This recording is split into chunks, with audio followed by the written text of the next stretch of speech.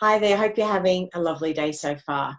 With the many changes that COVID-19 has actually brought into our lives, have you ever thought to yourself, is there something that I can be doing to help boost my children's physical and mental health? I think a lot of parents have probably asked themselves this question at the time. Now, for the most of us, we actually know that stress reduces our immunity, which means during this highly stressful time, we need to be supplementing our diets with even more nutrient-dense foods to help keep us all, the whole family, as healthy as possible and be building our immune systems. Now, we all know that when life gets busy and stressful, it just may be easier to turn to less healthy eating options as a more painless option for dinner to be ready in just an instant.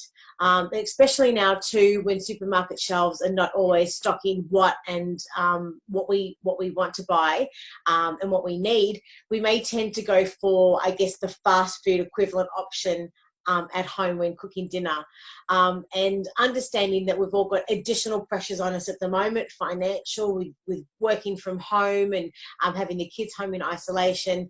All of us may find it difficult to be able to thinking about making positive lifestyle changes at the moment. The thought of having a change in the middle of all of this stress may be something that is just a little bit too difficult. So, but I guess if there was an easy way that you could make positive changes to your lifestyle and to your health without excessive time, without excessive costs and disruption to the family unit, the question is, would you do it?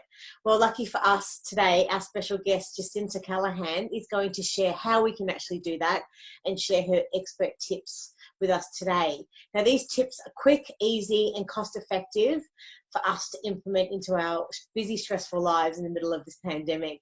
Now, as an introduction to our special guest, Jacinta is a lecturer of nutritional medicine, a speaker and clinical nutritionist of over 10 years, and specialising in children's health and treating children on the spectrum and or with behavioural issues. Now, she has a Bachelor of Health Sciences with honours and is an EFT practitioner. As a nutritional medicine and emotional health specialist and a former lecturer on nutritional medicine at the Torrens University, Jacinta has seen when parents address the food intake of their children, that it most often results in children performing significantly better in their daily lives and their health reflecting the same. Thank you so much for joining us today, Jacinta. How are you? Very well, thanks, Rachel. How are you? Yeah, not too bad, not too bad. Lots to talk about. Now, first of all, you treat a lot of children on the spectrum. Now, as a question, how have you seen dietary changes positively influence their health and behaviour and their schooling? This can be huge and often is huge, particularly, within also a few weeks, it can make a big difference. So we've had children that had huge behavioural issues and slight tweaks to their diet, or, I suppose I see it as slight. And within a few weeks, the parents will come in and go, they're a different child. So short amount of time, there can actually be some differences then. Yeah, and the teachers have, told the parents, whatever you're doing now, keep doing it because we've noticed a huge difference. That's awesome. And this whole pandemic has brought about such intense changes to all of our lives. I'm pretty sure you'd agree as parents and carers, really it's our job to shield the kids as much as possible away from that stress, and really enable them to be able to thrive during this time and not adding to and giving them any additional stress. You've mentioned before that the most important part of a child's development is their brain function and understanding how the brain and the gut actually work hand in hand, and the microbiome health affects brain function. Can you tell us how during this time of increased stress can we actually help our kids to achieve both simultaneously, being that the brain function and the gut health can both thrive during this time? Okay, so the microbiome, its importance has become more known and more scientifically researched in more recent times, and it's huge. And a lot of our neurotransmitters, which is our brain function, most of those are actually created or started in the gut. Okay, so, and it's not with the microbiome. We used to just believe there was good and bad bacteria, but now we know it's actually a real balance of this one has to be this percent, this one should be this percent. Okay, so it's a real balancing act. Things like processed carbs, particularly, which convert in our body to sugar, really throw that microbiome out. Things that help the microbiome are more the fats and the proteins, particularly if there is an imbalance between, say this, getting probably too technical, but between strep and E. coli, we need to reduce the sugars right down and increase the proteins. And it's a lot often that the strep E. coli balance, which is out. Okay, so you're telling us that when planning and preparing foods, we just need to consider combining, I guess, quality protein, fat and vegetables at each meal, would you say, as opposed to and reducing the sugar as much as possible? It is about, I guess, going back to our parents' generation where it was meat and 3 veg. Yes. It is. It is as simple as that, really.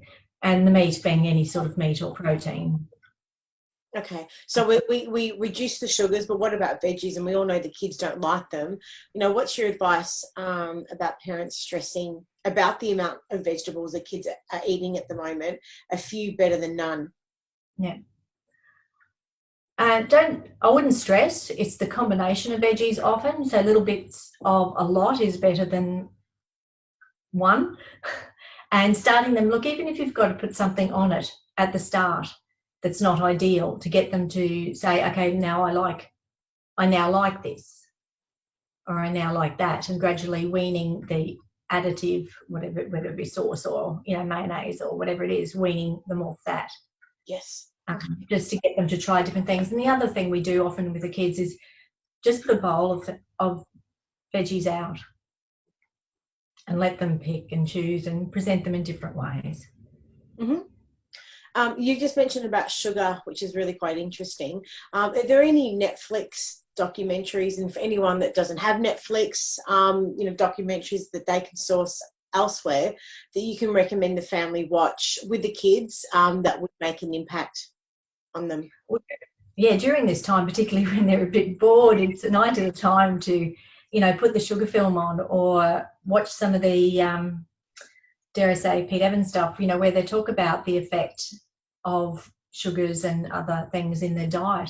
There's also quite a good, I think it's a YouTube presentation from our parents of an autistic child, and it's called The Gluten Made Me Do It. And that shows this one child taking that out of the diet as opposed to after. And I'm not saying gluten's a problem, for every child, but it just shows the difference in diet sometimes.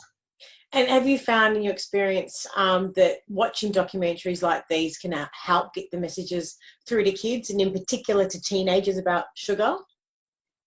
Well, it is, because we're all either visual, auditory or kinesthetic learners. So if we watch a documentary, it shows us the different things, and we see different people talking about their experience. And particularly for teenage kids, if you can get a sports star, and one of the sports stars that does talk about this is Jason Callaghan. Now, I'm not a football fan, but he appeals to the teenage boys who are into sport, or the teenage girls that are into football. And somebody like that saying it as opposed to mum, because we all know the kids don't really want to listen to mum, can make a huge difference. Yes. It's a good way of getting the message through to them. Well, lots to talk about. To begin with, we published your article titled Healthy, Happy, Smart Kids. Now, for someone who hasn't read the article, can you give us a quick overview of what it's about and just what inspired you to write it? All right. So what inspired me to write it is, my work with autistic kids and seeing the confusion in the parents when they come and thinking that they've been doing the right thing or doing their best, and all the misinformation out there really as to what constitutes a healthy diet. And the other thing that inspires me is seeing the change in those children a few weeks down the track. So we used to have the old food pyramid. Now we've ditched the old food pyramid, and there's a new one. I actually have it here if you want it. So it's almost a reverse. If you took the old food pyramid and tipped it upside down, that's the way we should be eating. Yes. They're getting back to some of those documentaries you were talking about before. I mean, in the back of my mind, I've just been thinking there was a Pete Evans Netflix documentary. And is it a medicine in the title? Is that the one? And I just remember seeing that, as you were saying before, within a few short weeks, there can actually be changes with children on the spectrum, very much so in their behaviour. Is that something that you've experienced? Huge, yeah. One notable one for me was a family that bought their, I'd say it was about 9, it's a few years ago now, and they brought him in allegedly, seemingly autistic, and we made some changes to his diet. They came back a month later because they were from interstate. They came back a month later and I said, okay, what do we need to work on now? And they said absolutely nothing. It was all... So and it was within a very short time frame, really. So without the need of any medication or anything like that, it was just a dietary change, which is no other intervention needed for that particular child. Now that's not always the case, and that was just a beautiful case where it was quite, simple, really. Yes, yeah. Well, let's get stuck into these questions. Lots to talk about, as we said earlier on. Question number 1. Now, why is it important to not have excessive carbohydrates in our diet? All right. Well, carbohydrates, we talked about before, they all convert to particularly processed carbohydrates, so the breads, the pasta, etc. They all, in our body, they convert through different chemical reactions. They can all convert to sugar, and we know now sugar is, it's inflammatory, it's acidic, all the things that we don't want within our body, particularly, the inflammation will reduce our immune system. So that's really important at the moment. Disease, ill health likes an acidic environment. Too much sugar, acidic environment. So it's all about creating an environment where the immune is as high as it can be and the ability of the body to be taken over by a virus is much less. Yep. Cool. Question number 2, what foods are most important, if any, in our diet at the moment, and which ones should be avoided? Okay, so the carbohydrates, the sugars, they're the ones. And look, be kind to yourself. I apply the 90-10 rule, mostly with the kids I deal with, so that we have a bit of a cheat of 10%. So they can have a little bit of processed carbs so they don't feel like they're completely deprived. But now is a great time to change your kids' diet because there's no tuck shop, there's no other kids swapping lunches, there's no peer pressure. Okay, so beautiful time for that. So what can we give them? All the fruit and veg, mostly veg, small amount of fruit because fruit's also a sugar. Fats are good, the coconut oils, particularly coconut oils, antibacterial, antiviral, anti-everything. We can include some herbs, like I know small children may not like ginger, garlic and turmeric, but if you just sneak the littlest bits in, they're also very antibacterial, antiviral. Yeah. And then, of course, veg. What about snacks? Kids love their snacks as well. So what sort of snacks that are not high in sugar and or, without feeding them too much fruit also? I mean, parents are going to say, well, what am I meant to feed them for snacks in between their meals? So what are you suggesting there? All right. We're not at school at the moment, so we can actually have nuts for the majority of kids because they are one of the healthiest snacks because they have the good protein and they have the good oils in them, both which are going to help both the microbiome and the brain function. So, and you can combine, nuts we can still get in the shops. And what I suggest for parents is just buy a combination of nuts, stick them in bowls on the table, see which ones they like. Mm-hmm. And then make packs up. Once they're back at school, make packs up with the combination that they do like, if they can take nuts to school. And what about for kids that have allergies? For kids that have nut allergies, that becomes a bit more tricky, doesn't it? So it's look, you can make healthy pancakes that don't have any carbs in. You know, you can actually make, you know, thin little chicken nuggets and even any sort of like ham. We call it, you know, my kids used to have ham in the hand. You know, that's a snack. Yep. So getting away from that mindset that it has to be a carb and in a packet and whatever else. Mm-hmm. You know, even the, you know, the plain potato chip would be a lot better than a lot of the other things, because it's still a real food. It's been processed a bit, but it still comes down to being a real food. Mm-hmm. How about popcorn as a snack? That's an interesting question. I actually have a popcorn business, so that's probably I need to be a bit careful there, don't I? It is one of the healthier snacks, and that's why we've gone that way with a secondary business that we've got. It is a corn product though, and so corn is in one of the top 7 allergens, so we do need to have to be a bit careful there. And it still does convert to a sugar. It's got a lot of fibre in it though, and it depends what's put with popcorn, I guess. Okay. So as much as possible to reduce the sugars in the meals, and also to be considering how much sugar is actually in the snacks in between the meals also. That's true. Okay, cool. Yeah. Alrighty. Yeah. All right, let's get Kids get away a bit more because they're burning it off, whereas we're not. Yeah. Staying away from processed food, eating real food is the key. Okay, cool. Let's get stuck into the next question. Is there any other key factors other than a diet that will boost immunity and health in general? Sure. So one of the nutrients, or it's actually a hormone that's really important, is vitamin D. So getting out in the sun, so hopefully we don't get stopped from getting outside, because vitamin D is needed for your immune system. So really, really important, amongst other things. Sleep is really important. So creating an environment for good sleep hygiene, and so that the children get their 8 or 10 hours or whatever they need, but making sure that it's a good sleep. So not having technology in the room and all that sort of stuff, really important. A lot of your hormones are made during your sleep. So, and reducing stress. And there's a lot of stress and fear going around at the moment, so it's a little bit hard, isn't it? Yeah. And that's where, you know, one of the things you can do for stress is actually teach you. You talked about emotional freedom technique, which is what we do, which is a tapping process.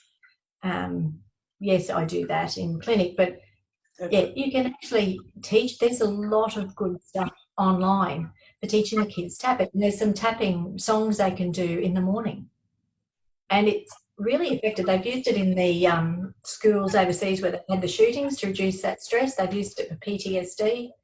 They're using it for a lot of things just to bring that stress level down. So have a look on Google, and, you know, just have a game with your kids and teach them how to tap. Yep, great. And there's lots of online courses that parents can do from home as well. There might be something that they can at least, should they do a short course in that to understand it, or should they just be watching YouTube tutorials? What should parents do? They could just do it from a YouTube video. There's heaps of them done with parents teaching their kids how to do it. Cool. And it's one of those things, you can't go too far wrong. Well, you're not going to cause damage. It may not be as effective as, you know, getting a practitioner to do it, but it still works. Yeah.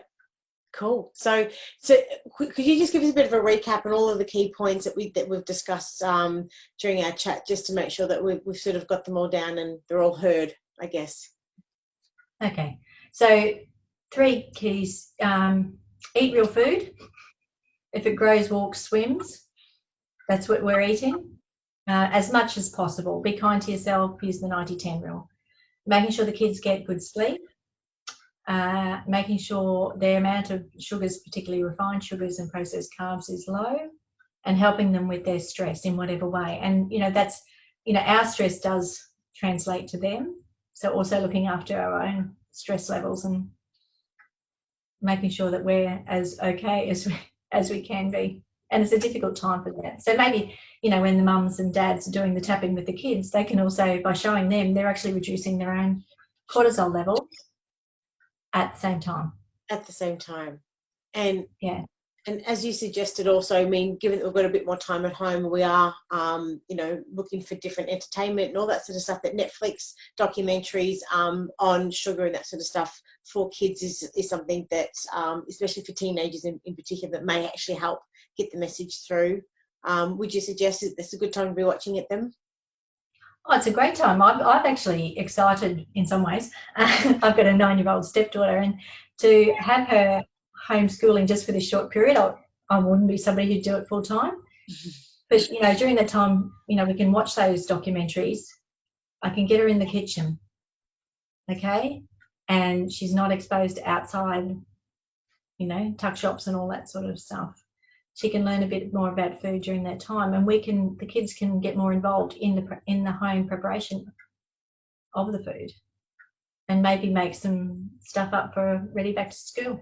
Yeah, and what a great sort of activity to keep them busy and educating them at the same time about sort of snacks and meals that are, as you suggested, to be lower in sugars and to be all round with the proteins and fats and the oils and the veggies, all of the good stuff. So it's a great time for them to be learning and preparing, and a great activity to keep them busy as well while they're at home. So yeah, that's awesome. And you know, during our busy times, we probably don't want them in the kitchen sometimes because we just want to get the job done. So things are a little bit different that way.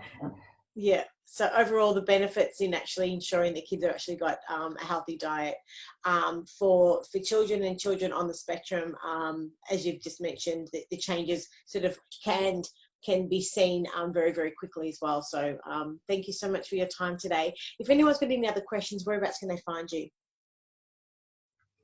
I'm located in Brisbane and the Gold Coast, and I have a web page. It's just my name, JacintaCallaghan.com. Wonderful. And we'll have that link at the bottom of the introduction paragraph. Thanks so much for your time, and hopefully we'll have the chance to chat again soon one day. Take care. Thank you, Rachel. That was great. Bye. Okay, bye.